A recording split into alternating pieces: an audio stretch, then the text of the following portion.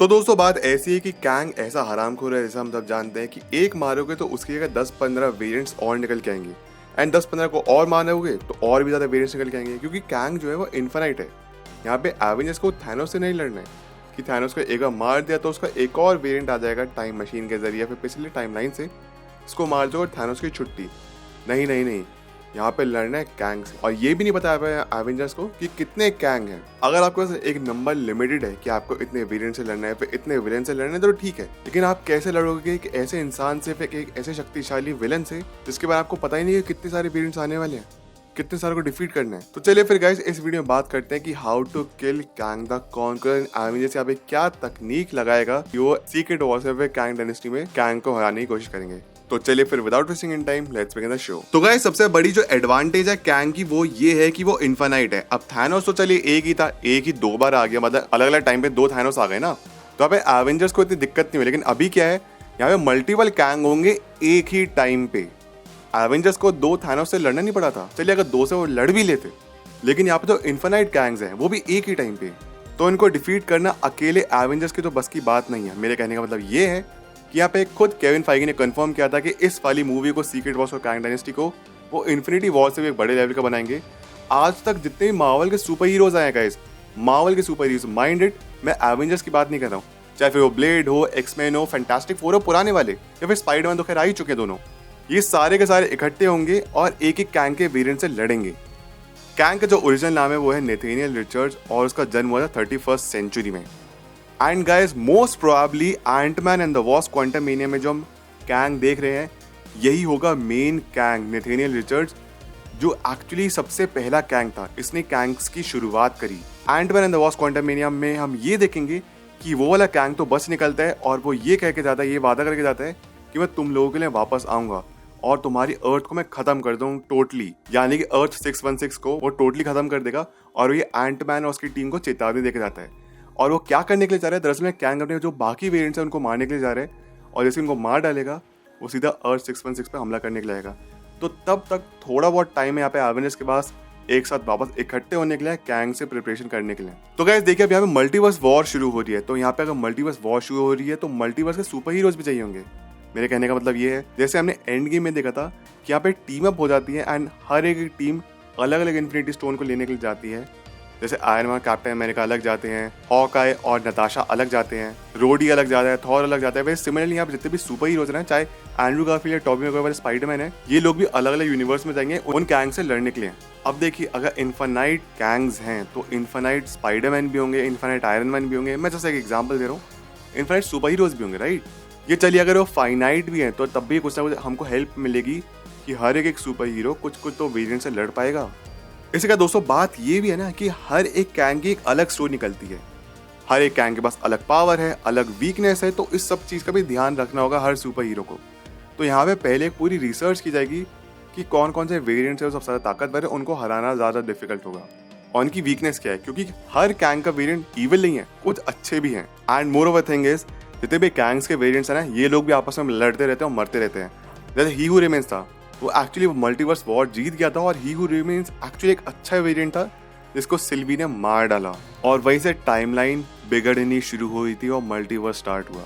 बताया जा रहा है गाइस कि कैंग डायनेस्टी में ऐसा होगा कि जितने भी स्पाइडरमैन है, जितने भी आज तक के जितने भी सुपर हीरोज हैं गाइस, चाहे फिर वो एक्समैन हो, फैंटास्टिक फोर हो पुराने वाले 2015 वाले, 2007 वाले, फिर इनफैक्ट जो नए वाले जो फैंटास्टिक फोर आने वाले एमसीयू वाले, ये जितने भी सुपर हीरोज हैं ये सब समहाउ एक और नई टाइमलाइन क्रिएट करेंगे, एक नए प्लैनेट पे जाके कैंग्स से लड़ेंगे। जितने भी वेरिएंट है कैंग के उन सबसे लड़ाई की जाएगी। और यहाँ पे सुपर हीरोज का लगेगा, सिर्फ एवेंजर्स की बात नहीं कर रहा हूँ गाइस, मार्वल के जितने भी सुपर हीरोज हैं उनको लगेगा कि वो वॉर जीत गए, लेकिन एक्चुअली उनको पता चलेगा जो कैंग का जो ओरिजिनल वेरिएंट है, यानी कि जो हम एंटमैन में देखने वाले हैं, वो एक्चुअली अभी भी जिंदा है।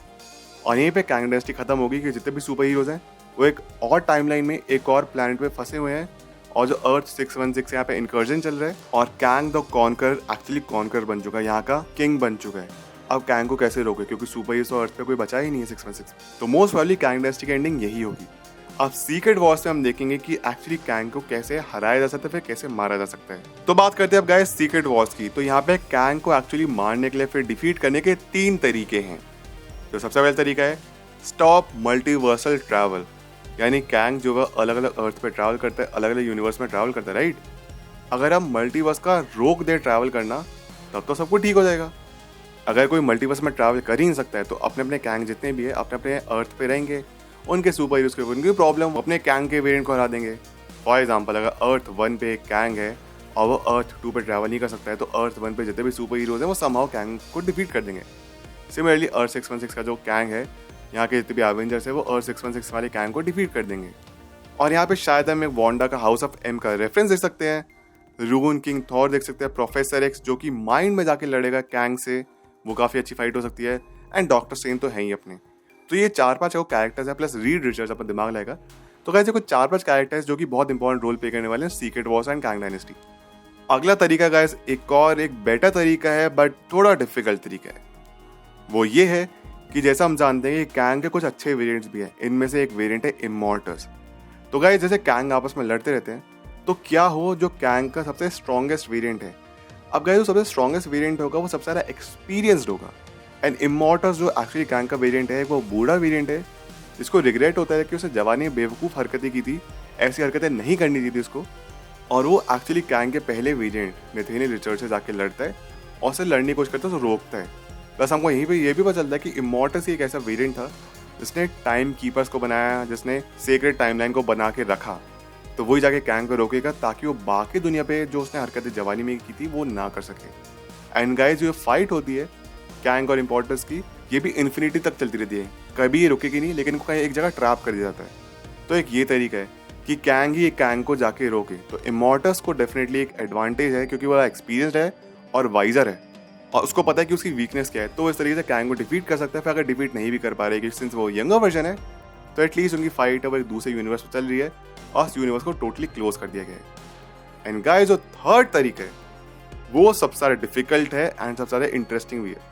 जब भी अगर किसी को कोई बीमारी होती है तो उसके सिम्टम्स से लड़ने की बजाय बेस्ट तरीका ये है कि वो बीमारी हुई क्यों है उसको जड़ से खत्म कर दो। एंड वो तरीका है नेथेनियल रिचर्ड्स को ही जाके मार दो।